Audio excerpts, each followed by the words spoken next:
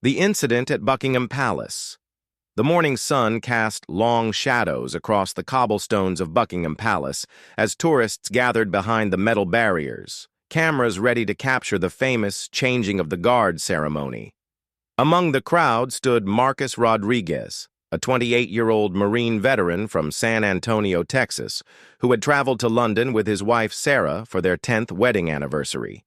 Marcus had served 3 tours in Afghanistan before returning home to civilian life 2 years ago. The transition hadn't been easy. Sleep came in fragments, interrupted by nightmares and the phantom sounds of explosions. The crowded streets of London triggered his hypervigilance, making him scan every face, every corner, every potential threat.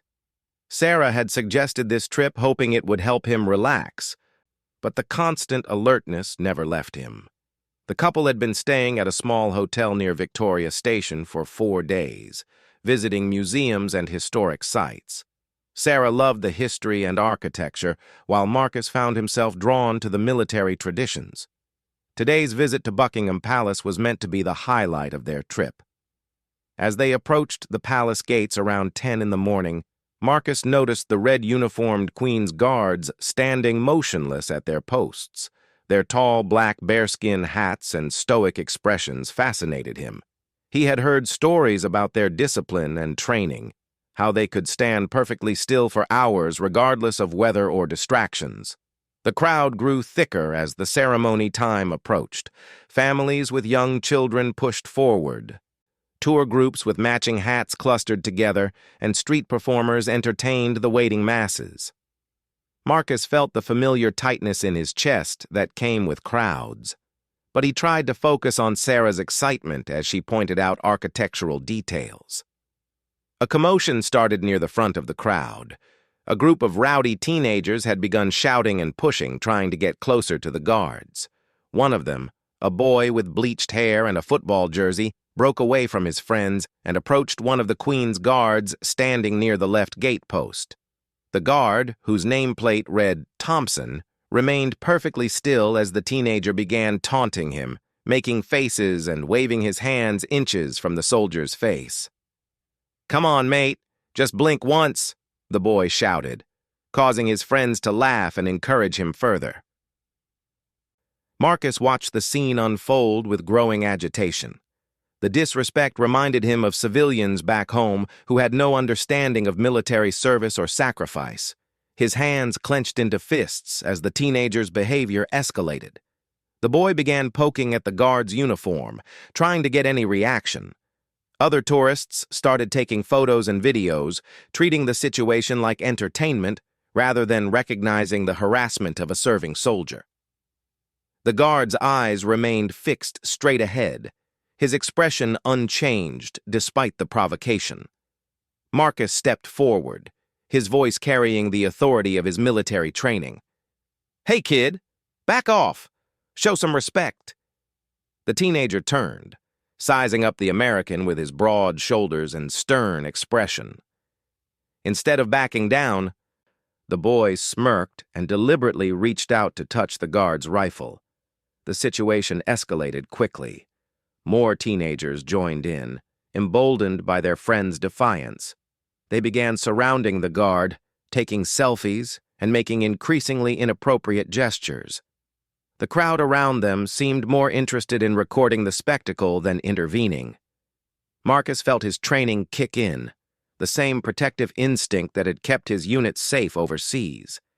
He pushed through the crowd, Sarah calling his name behind him.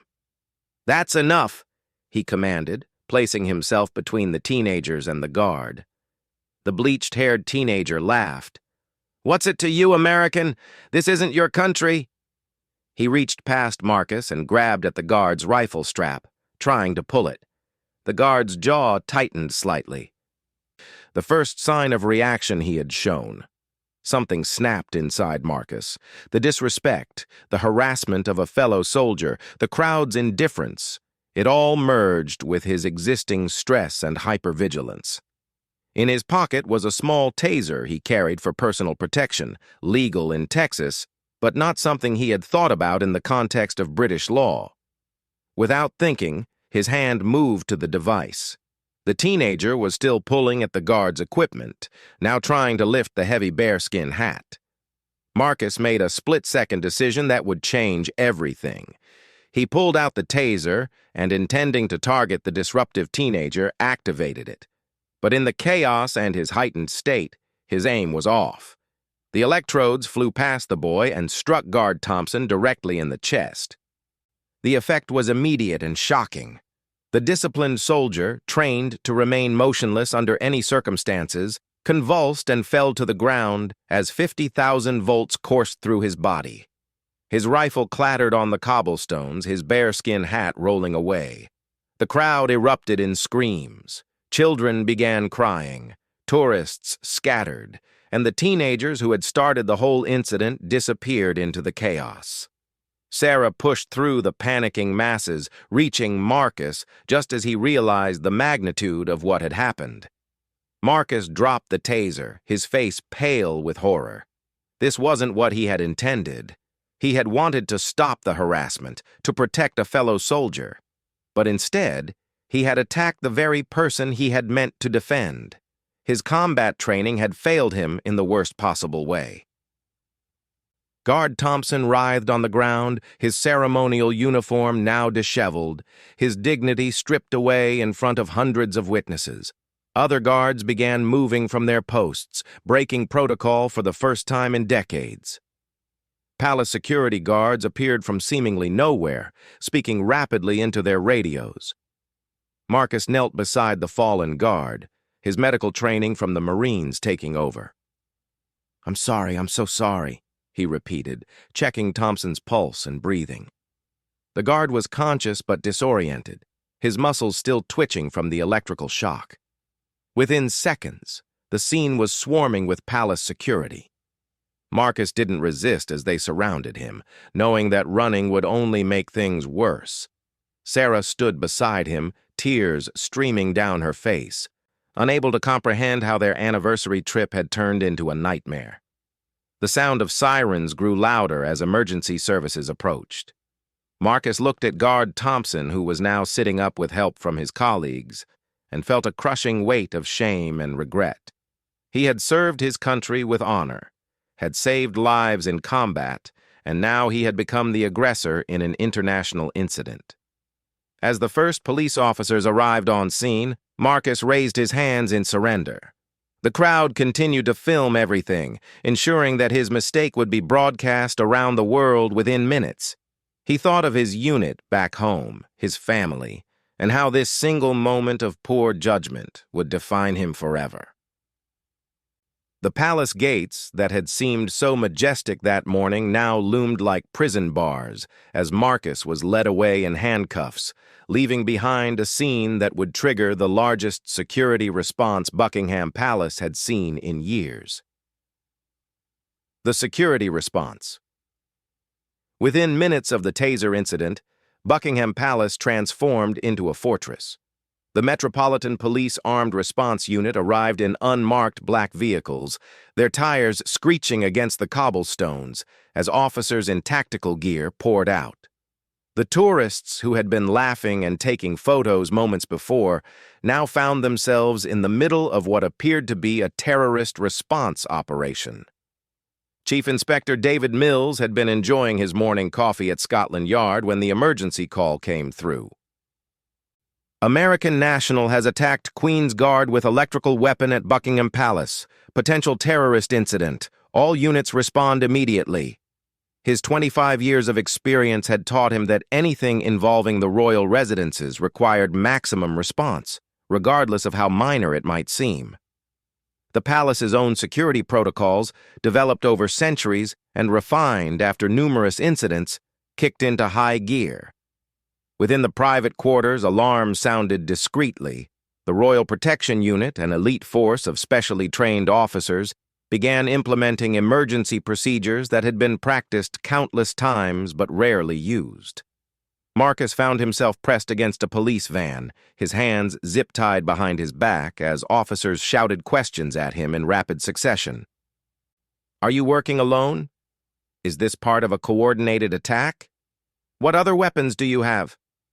The questions came so fast he couldn't answer them properly, and his attempts to explain only seemed to make the officers more suspicious.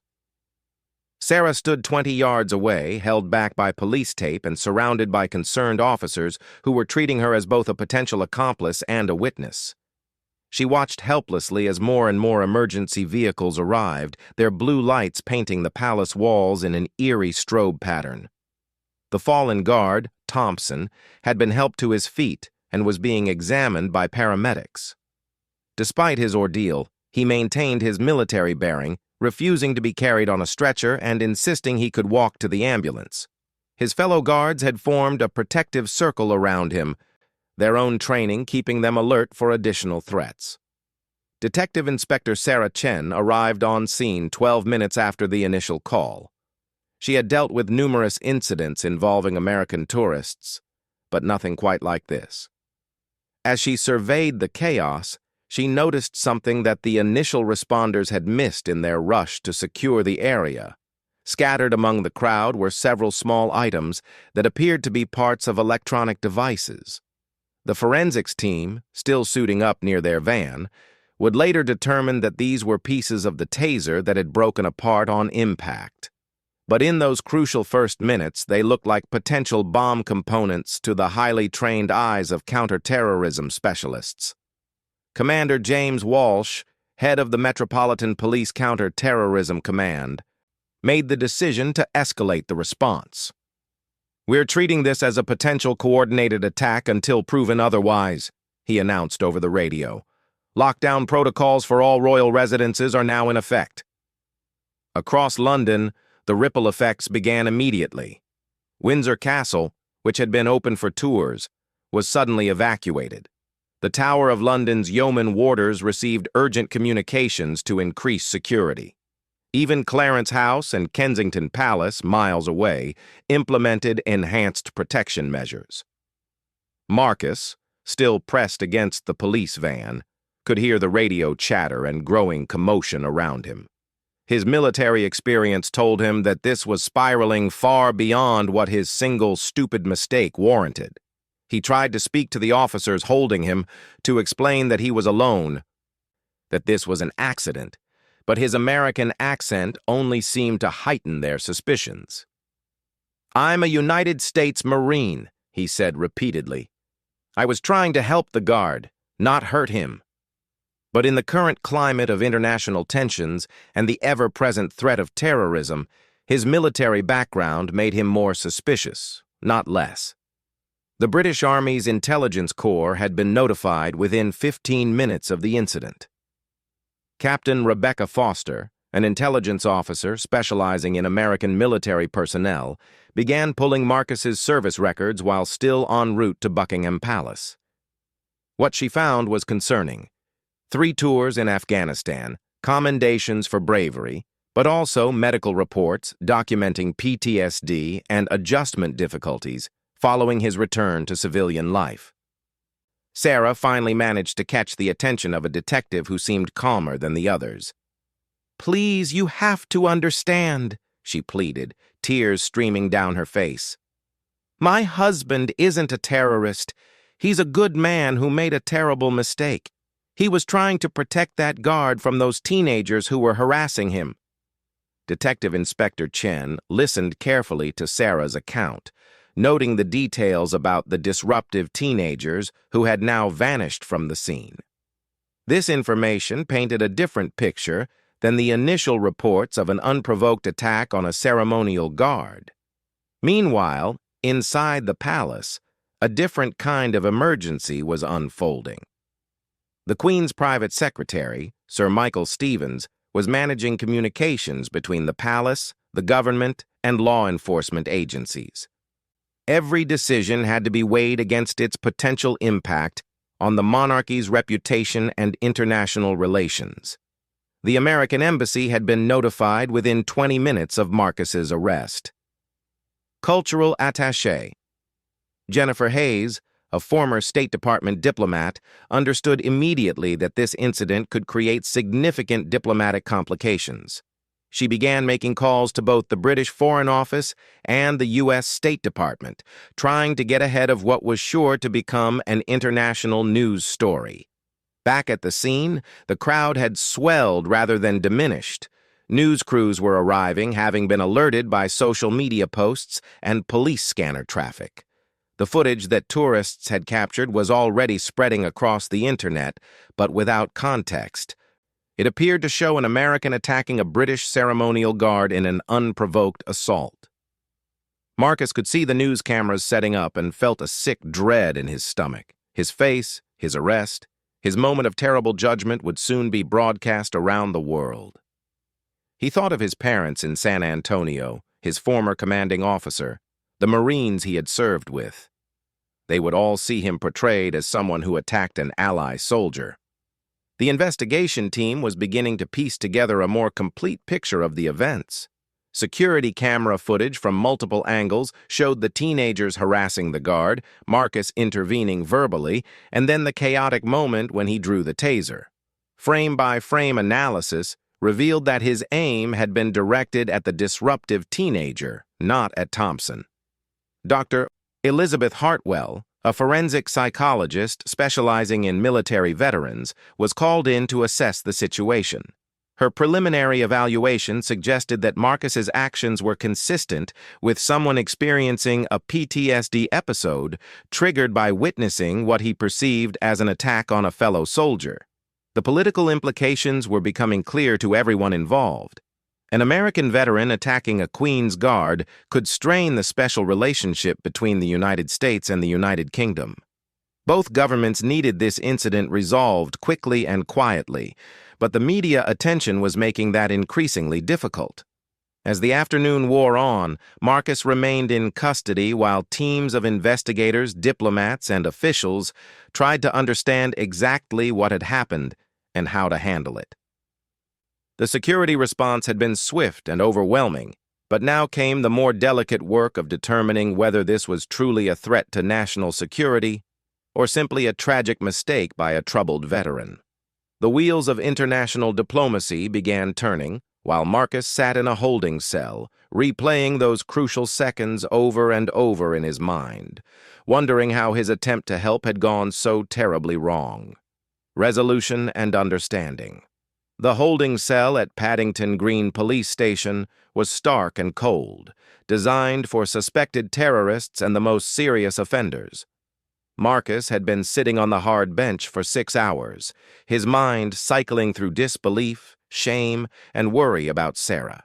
He had been allowed one phone call, which he used to contact the American embassy, but had received no updates since then. Detective Inspector Chen had spent those same 6 hours reviewing security footage, witness statements, and Marcus's military records. The picture that emerged was complex and heartbreaking. Here was a decorated Marine veteran who had risked his life for his country, now facing international charges for trying to defend a fellow soldier in his own misguided way. The breakthrough came when the forensics team completed their analysis of the taser deployment. The angle and trajectory clearly showed that Marcus had been aiming for the disruptive teenager, not Guard Thompson. Combined with witness testimony about the harassment that had preceded the incident, it painted a very different picture than the initial reports suggested. Dr. Hartwell's psychological assessment provided crucial context. Her report detailed how Marcus's PTSD symptoms included hypervigilance, protective responses to perceived threats against military personnel, and impaired judgment under stress. This was not a calculated attack, she wrote. This was a veteran experiencing a trauma response while trying to protect someone he identified as a fellow soldier. Guard Thompson, who had been discharged from the hospital with minor injuries, provided the most important testimony of all. Despite being the victim of the incident, he spoke with understanding about Marcus's military service and the protective instinct that had driven his actions. He wasn't trying to hurt me, Thompson told investigators. He was trying to help me, in his own way. The diplomatic machinery had been working overtime throughout the day. Ambassador Patricia Williams from the U.S., Embassy met with Foreign Office officials to discuss the incident's implications. Both sides recognized that how they handled this case would send important messages about the treatment of veterans and the strength of the Anglo-American alliance. Meanwhile, Sarah had been staying at a hotel near the police station, accompanied by embassy staff and victim support officers. She had been interviewed extensively about Marcus's mental state, their trip to London, and the events leading up to the incident. Her emotional testimony about her husband's struggles since returning from Afghanistan helped investigators understand the human story behind the headlines. The media coverage had been intense but began shifting as more details emerged.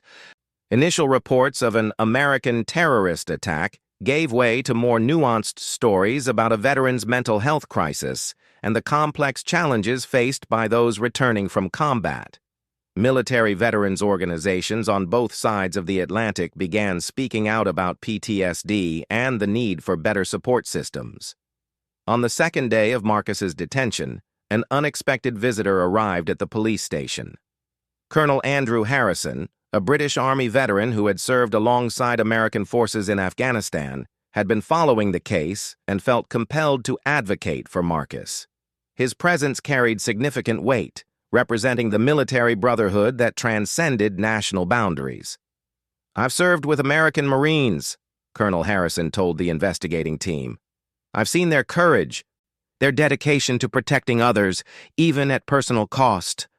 What happened here wasn't an attack. It was a brother trying to help a brother, and his judgment failed him in a moment of stress." The Crown Prosecution Service faced a difficult decision. While Marcus had clearly committed an assault, the circumstances were extraordinary. Charging him with terrorism-related offenses seemed inappropriate given the evidence. However, some form of legal consequence appeared necessary to maintain public confidence and respect for the law. A solution began to emerge through negotiations between legal teams, diplomatic officials, and military advocates. Marcus would plead guilty to a reduced charge of assault, acknowledging his responsibility while allowing for consideration of his military service and mental health circumstances. Judge Margaret Thornton, who would oversee the plea hearing, had extensive experience with cases involving veterans. She understood the complex factors that could lead a decorated soldier to make such a catastrophic error in judgment. Her reputation for fairness and her knowledge of military culture made her the ideal person to handle this sensitive case. The hearing took place in a secure courtroom with limited media access. Marcus appeared in civilian clothes, flanked by both British legal counsel and an American military legal advisor. Sarah sat in the gallery holding hands with a victim advocate, while embassy officials occupied the diplomatic section. When called to enter his plea, Marcus stood with military bearing and spoke clearly. "Guilty, Your Honor. I take full responsibility for my actions and the harm I caused to Guard Thompson and the disruption to public order." His voice carried the weight of genuine remorse and acceptance of consequence. Guard Thompson had requested permission to address the court, an unusual step for a victim in such proceedings. His words were measured and professional. "Your Honor, I hold no malice toward Mr. Rodriguez. Having learned of his military service and the circumstances that led to this incident, I believe he was trying to protect me, albeit in a misguided way. I hope the court will consider his service to his country and his clear remorse."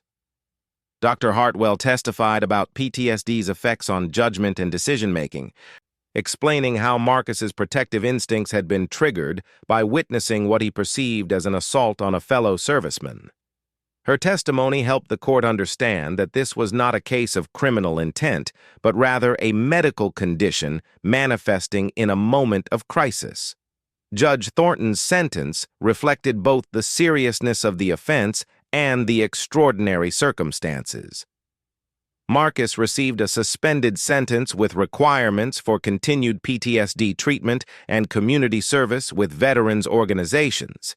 He was also permanently banned from carrying any weapons in the United Kingdom, ensuring public safety while acknowledging his lack of criminal intent. The diplomatic resolution proved equally thoughtful. Both governments issued statements emphasizing the strength of their military alliance and the importance of supporting veterans' mental health needs. The incident became a catalyst for increased cooperation on veteran care and PTSD treatment programs. Marcus and Sarah's departure from London 3 days later was quiet and dignified. At Heathrow Airport, they were approached by a group of British veterans who had followed the case. Instead of hostility, they offered support and understanding, recognizing a fellow soldier who had made an honest mistake while trying to do the right thing. The flight home gave Marcus time to reflect on the lessons learned from his terrible error in judgment. The incident had cost him greatly: legal fees, international embarrassment, and the knowledge that he had harmed someone he had meant to protect. But it had also opened his eyes to the need for continued treatment and the importance of seeking help when struggling with PTSD symptoms. 6 months later, Marcus was working as a counselor at a veterans center in San Antonio, helping other returning soldiers navigate the challenges of civilian life. His experience in London, while traumatic, had given him unique insights into how quickly good intentions could go wrong without proper mental health support. Guard Thompson, meanwhile, had become an advocate for veterans' mental health awareness within the British military. The two men maintained correspondence, their unlikely friendship born from a moment of crisis that could have destroyed both their lives but instead led to understanding and healing. The incident at Buckingham Palace became a case study in law schools and military academies, illustrating the complex intersection of mental health, military service, and criminal justice. It demonstrated how compassion and understanding could transform a potential international crisis into an opportunity for greater cooperation and awareness. Marcus's story served as a reminder that heroes could make terrible mistakes, that mental health struggles could affect anyone, and that sometimes the greatest courage was found not in combat, but in accepting responsibility, seeking help, and working to prevent others from making the same devastating errors in judgment.